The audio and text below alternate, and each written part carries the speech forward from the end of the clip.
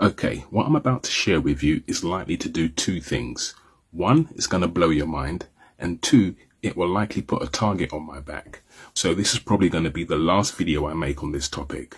So listen carefully. So forgive me if I turn my head from time to time to look away from the screen, because as I'm making this video, I'm actually in real time researching this stuff. And what I'm about to share with you is just, I don't know, I'm learning it as I'm speaking. Okay, so forgive me if I look away from time to time.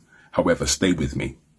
Have you ever wondered why it feels like we're all stuck in a system that keeps us working, paying taxes, but it doesn't feel like you're actually getting anywhere? Nowadays, earning 50k is no different to earning 25 or 30k, just based on how much things cost and how much we're getting taxed.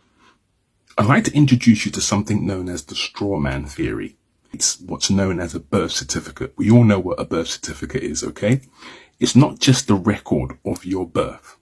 Just understand that your birth certificate isn't just the record that you've come into this world. The reason they issue that birth certificate, according to what's known as the straw man theory, it also creates a separate legal entity.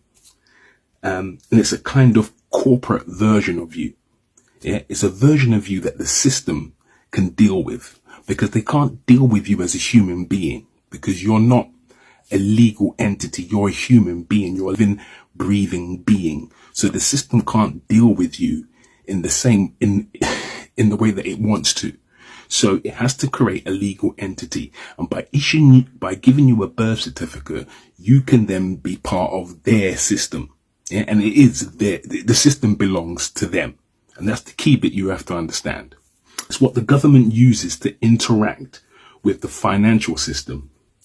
Your national insurance number is tied directly to your straw man. Yeah, it stays with you for your whole entire life.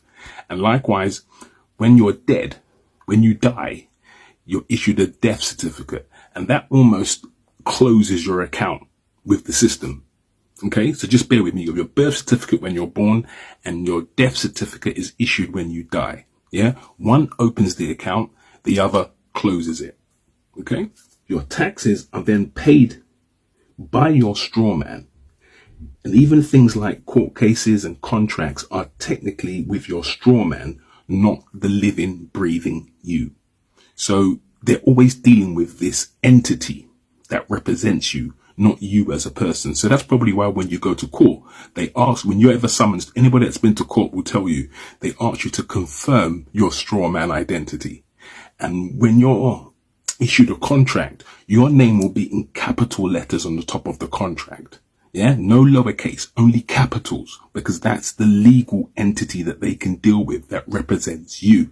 Likewise, if you ever wondered why you always have to sign a document at the end of it to show that you're giving consent, yeah, for your version of you to enter the system in this particular negotiation or agreement, right? They need your consent. That's why governments need money to function, to build infrastructure, to fund services, to pay off debts.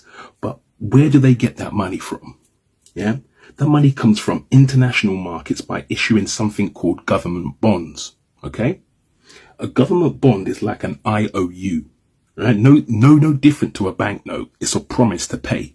The government borrows money from investors and promises to pay it back with interest. But to borrow the money, the government needs to offer something as collateral to show the investors that they will get their money back. And that's easy enough to follow, okay? But the thing is, they're using us, basically. The bottom line is they're using us as assets, and I'll come on to explain a bit further. The government uses us as collateral. They calculate the total earning potential of the population, how much tax they'll collect over our lifetimes, and they use that figure to secure loans.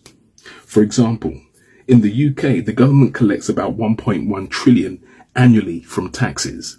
That's a massive asset for the government, and it's what gives them borrowing power on the global markets. So think about it this way.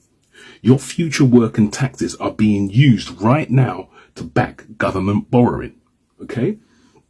The government is essentially saying to international investors, we've got millions of people who will keep working and paying taxes, so you can safely lend us money.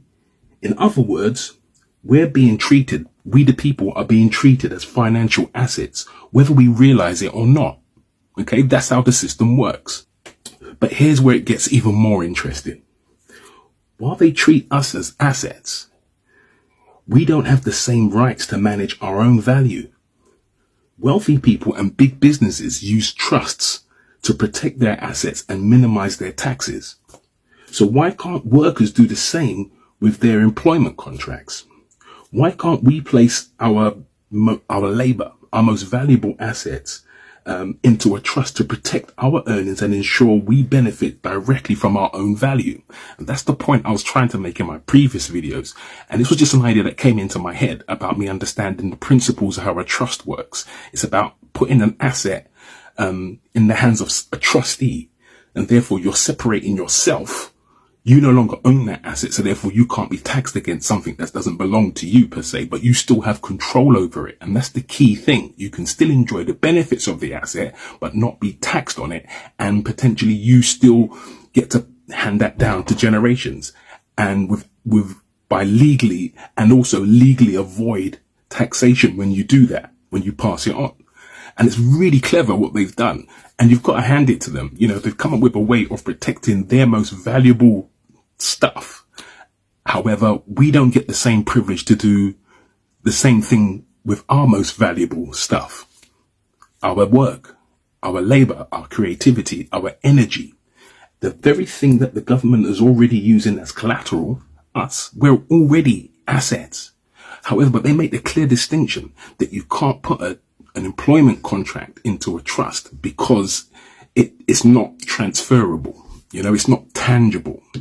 But they're doing the same thing when they're borrowing money from on the international markets, based on our future earnings, our future tax, you know what I mean? In terms of the money they're going to be getting from us, they promise their investors that they're going to be able to repay, because they're going to be taking that money from X amount of million working people in the UK, and we're going to be taxing them X amount. So lend me this money today, and I can promise you I can pay that to you tomorrow, based on the number of people that we know are going to be working and paying taxes willingly by consent.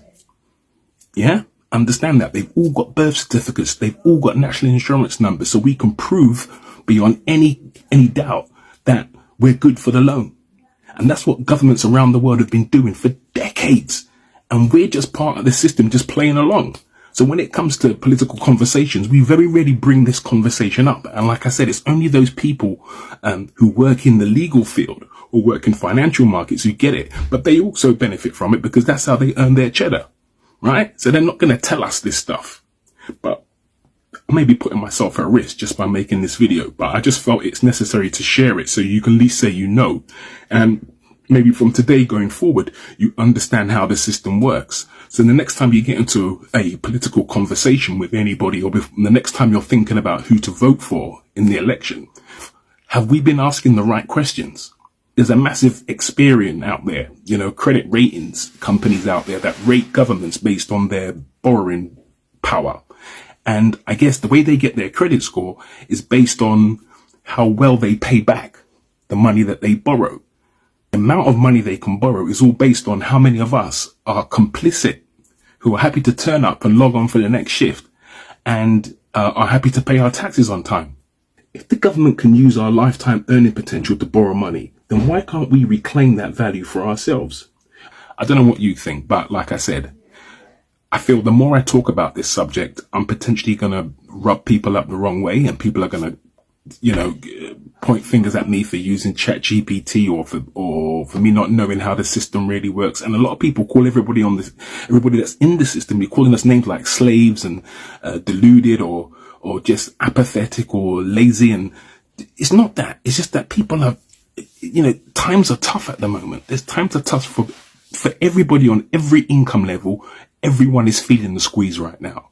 And I just feel that if not today, if not now, when are we going to start asking the right questions about how this system is set up against us? The rich know about the value of time, and I just wish that the everyday working person had somebody in Parliament who understands, you know, how this game really works and is out there fighting the real fight to give people back the power to control how they manage their time.